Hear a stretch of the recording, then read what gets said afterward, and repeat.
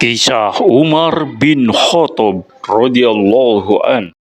Assalamualaikum warahmatullahi wabarakatuh.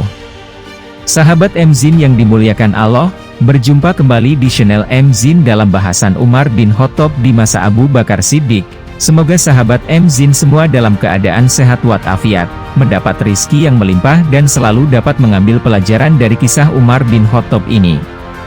Dan semoga berkenan untuk subscribe, like, and comment. Sahabat MZin yang berbahagia, pada kisah sebelumnya disebutkan bahwa Abu Bakar akan memerangi orang yang enggan bayar zakat. Lalu Umar memilih jalan damai, berpendapat, bagaimana kita akan memerangi orang yang kata Rasulullah Shallallahu Alaihi Wasallam, aku diperintah memerangi orang sampai mereka berkata, tiada Tuhan selain Allah dan Muhammad Rasulnya. Barang siapa berkata demikian, darah dan hartanya dijamin, kecuali dengan alasan, dan masalahnya kembali kepada Allah. Tantangan Umar itu dijawab oleh Abu Bakar dengan mengatakan, demi Allah, saya akan memerangi siapa saja yang memisahkan sholat dengan zakat. Zakat adalah kewajiban harta. Dan dia sudah berkata, sesuai dengan kewajiban zakat. Dengan perbedaan pendapat yang demikian rupa, dengan tanggung jawab sepenuhnya yang harus dipikulkan ke bahu Abu Bakar dalam memerangi mereka yang enggan membayar zakat dan berhasil mengalahkan mereka, persahabatan antara keduanya tidak berubah. Umar tetap mendampingi Abu Bakar dengan berjuang dalam barisan muslimin. Dia memang laki-laki yang penuh disiplin, dan Abu Bakar memang yang bertanggung jawab dalam urusan negara. Umar berkewajiban memberikan pendapat kepadanya, dan menjadi kewajibannya menaati segala perintah khalifah, dan semua ini sudah dilakukannya. Kemudian ia tetap sebagai wazirnya, sebagai tangan kanannya yang patuh dan menghargai pendapatnya.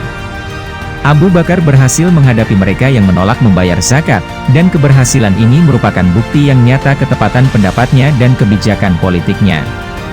Tentang Umar mengenai hal ini ada disebutkan bahwa ia berkata, sungguh, apa yang saya saksikan ini ternyata Allah memang telah melapangkan dada Abu Bakar dalam menghadapi perang, maka saya tahu bahwa dia benar. Sesudah keberhasilan ini, tak ada lagi orang menentang maksud Abu Bakar hendak memerangi kaum pembangkang di seluruh semenanjung Arab. Barangkali muslimin sekarang melihat bahwa laki-laki yang telah mendampingi Rasulullah selama 20 tahun itu telah mendapat tiupan semangat Rasulullah sehingga ia dapat melihat dengan cahaya Allah, dengan nur ilahi, yang tak terlihat oleh orang lain, dan mendapat ilham yang tak diperoleh orang lain. Pasukan muslimin kini berangkat di bawah pimpinan Amr bin As dan Khalid bin Walid ke tempat suku Quda'ah dan Banu Asad untuk menghadapi kaum murtad dan mengembalikan mereka kepada agama Allah yang sebenarnya. Sudah tentu umat Islam merasa lega melihat bantuan Allah kepada pasukannya yang berjuang di jalan Allah. Umar tetap mendampingi Abu Bakar dengan memberikan pendapatnya dan bersama-sama mengurus politik negara. Bagaimanakah sikap Abu Bakar dan Umar bin Khattab tentang Khalid bin Walid? Sesudah Khalid bin Walid berhasil menumpas pembangkangan Banu Asad, dan sekarang ia pindah dari perkampungan mereka ke Butah menumpas kaum pembangkang Banu Tamim. Pemimpin mereka, Malik bin Nuwairah terbunuh dan dia yang kemudian mengawini istrinya, menyalahi adat kebiasaan orang Arab yang harus menghindari perempuan selama dalam perang. Abu Qatadah Al-Ansori begitu marah atas pembunuhan Malik bin Nuwairah itu setelah menyatakan keislamannya. Dia menduga itu suatu muslihat Khalid saja untuk dapat mengawini Laila yang cantik. Disebutkan bahwa konon ia memang sudah mencintainya sejak masa jahiliyah dulu. Abu Qatadah dan Mutamam bin Nuwairah saudara Malik segera pergi ke Madinah dan menemui Abu Bakar dengan melaporkan segala yang dilihatnya itu. Tak lebih Abu Bakar hanya membayar diat, tebusan, atas kematian Malik, dan menulis surat agar tawanan dikembalikan. Tetapi ia tak habis heran mengapa Abu Qatadah sampai menyerang atau menuduh Khalid. Abu Qatadah membicarakan soal ini dengan Umar bin Khattab dan Umar mendukung pendapatnya. Keduanya menyerang dan mengecam Khalid.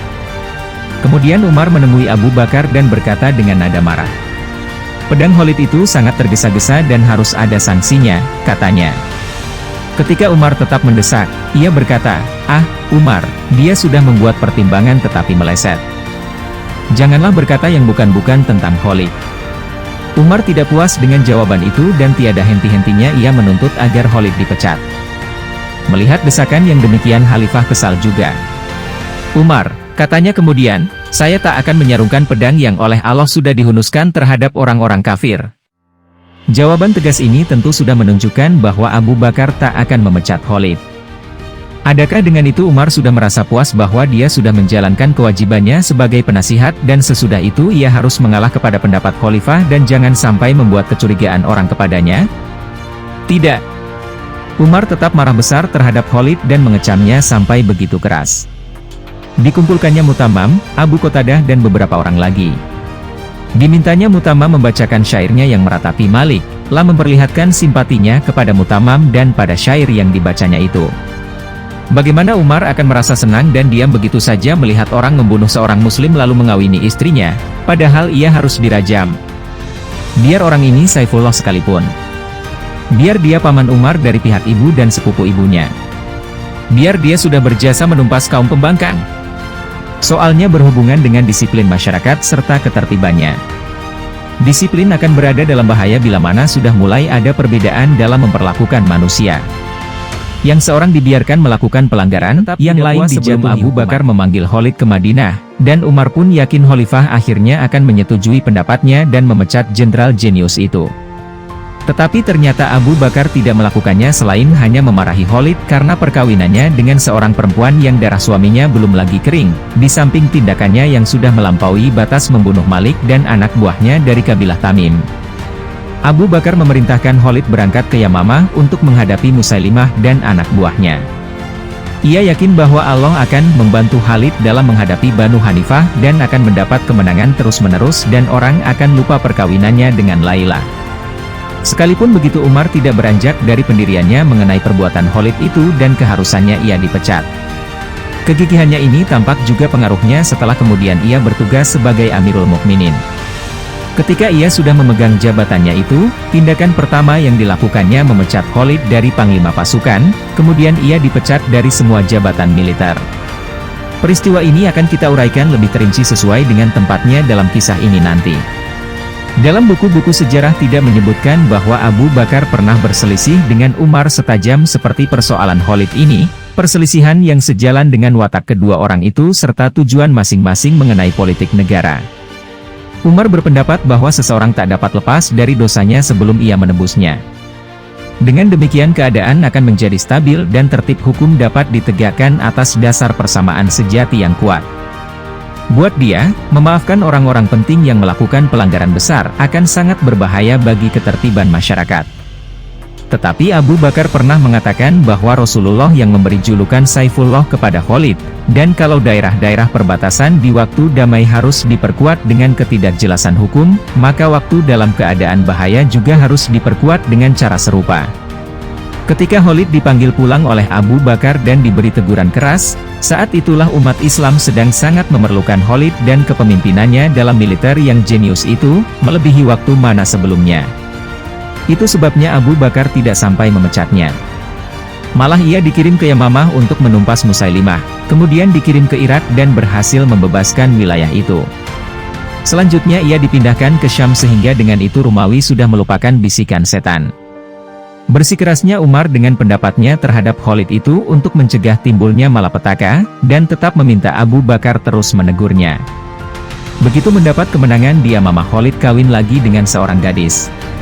Sekali lagi Abu Bakar menulis surat yang berisi teguran keras dengan mengatakan, "Demi hidupku, Ummu Khalid. Sungguh Anda orang tak berakal. Anda kawin dengan perempuan itu sedang bercak darah 1.200 muslim di beranda rumahmu oleh Khalid." Lalu katanya, ini tentu perbuatan si Kidal. Dan Umar bin Khattab memang Kidal. Setelah membebaskan Irak dan sudah sampai di perkampungan Huzail dan mengikis mereka, ada dua laki-laki yang dibunuhnya, padahal mereka masing-masing membawa surat dari Abu Bakar yang menyatakan keislamannya. Atas perbuatannya ini menurut pendapat Umar, Khalid harus dijatuhi hukuman, dan katanya tentang kedua orang itu, begitu ia bertindak terhadap penduduk di daerah perang. Ada sebagian mereka yang merasa heran bahwa Umar sampai demikian rupa marah kepada Khalid yang paman Umar sendiri dan Saifullah serta pembela agamanya. Dapat saja keheranan demikian dihilangkan berdasarkan sumber yang dikemukakan oleh beberapa sejarawan bahwa pandangan Umar terhadap Khalid memang tidak baik sejak sebelum ia menganut Islam. Selama hidupnya ia memang sudah tidak menyukainya.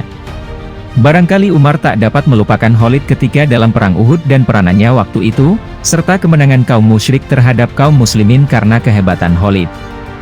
Kemudian serangannya terhadap Rasulullah, kalau tidak karena Umar yang lalu menghadangnya sehingga rencananya itu dapat digagalkan. Bagaimanapun juga yang pasti Umar tidak senang kepada Khalid kendati ia sangat menghargainya serta mengagumi kehebatannya memimpin pasukan. Perasaan Khalid terhadap Umar pun demikian. Dalam segala hal yang datang dari khalifah, yang tidak disukainya ia melihat campur tangan Umar. Ketika oleh Abu Bakar ia dipindahkan dari Irak ke Syam ia berkata, ini perbuatan si Kidal anakku Sahlah. Dia dengki kepada saya karena saya yang membebaskan Irak. Setiap orang berhak heran melihat perselisihan yang begitu menonjol antara Abu Bakar dengan Umar mengenai masalah Khalid bin Walid itu. Tetapi kita harus kagum juga kepada kedua tokoh besar ini. Bagaimanapun perselisihan mereka yang sudah begitu jelas, namun demi kepentingan Islam dan umat Islam, keakraban dan eratnya kerja sama antara keduanya tak pernah berubah. Umar tetap setia kepada Abu Bakar dan pada janjinya. Ia menjalankan tugasnya dengan selalu memberikan pendapatnya, dan melaksanakan perintah khalifah dengan penuh keikhlasan. Kepercayaan Abu Bakar kepada Umar juga tetap seperti dulu, sedikit pun tak terpengaruh oleh keadaan dari luar. Keikhlasan timbal balik dan kepercayaan yang begitu kuat, itulah dasar organisasi yang kukuh dan sumber kewibawaan dan kekuatannya. Itu sebabnya kedaulatan Islam pada masa kedua tokoh ini telah mencapai puncaknya, yang tak pernah ada dalam kedaulatan manapun di dunia. Nama Abu Bakar dan nama Umar dalam lembaran sejarah merupakan lambang ketulusan, kejujuran dan kekuatan. Tak ada yang dapat menandingi kebesaran dan keagungan pribadi mereka. Abu Bakar menjatuhkan sanksi kepada Khalid bin Walid karena ia telah membunuh Malik bin Nuwairah dan mengawini Laila, maka ia lalu memperoleh kemenangan besar, dan ini merupakan suatu pengumuman dari Allah untuk mengikis kaum murtad di segenap penjuru semenanjung Arab, kendati untuk itu telah menelan korban 1.200 muslimin mati syahid. Penduduk Madinah begitu sedih karena mereka yang telah mati syahid itu. Ketika itu yang sangat berduka cita Umar bin Khattab, karena kematian Zaid adiknya, sehingga ketika Abdullah anaknya kembali ke Madinah ia berkata, mengapa kau pulang padahal Zaid sudah meninggal? Tidak malu kau memperlihatkan muka kepadaku? Tetapi anaknya menjawab dengan jujur dan penuh iman, dia memohon mati syahid kepada Allah, permohonannya terkabul. Saya sudah berusaha supaya saya juga demikian, namun tidak juga diberikan. Sahabat Mzin yang dimuliakan Allah, demikian kisah Umar dalam menghadapi para pembangkang syariat Islam dan juga menghadapi pelanggar kedisiplinan dalam menjalankan ajaran Islam. Sekali lagi semoga sahabat Mzin dapat memetik pelajaran dan menambah wawasan keilmuan tentang Umar bin Khattab di masa Abu Bakar Siddiq. Dan bagi sahabat Mzin yang belum like, subscribe dan komen bisa lakukan secepatnya. Demikian, sampai jumpa kembali pada bahasan pengumpulan Al-Quran. Wassalamualaikum warahmatullahi wabarakatuh.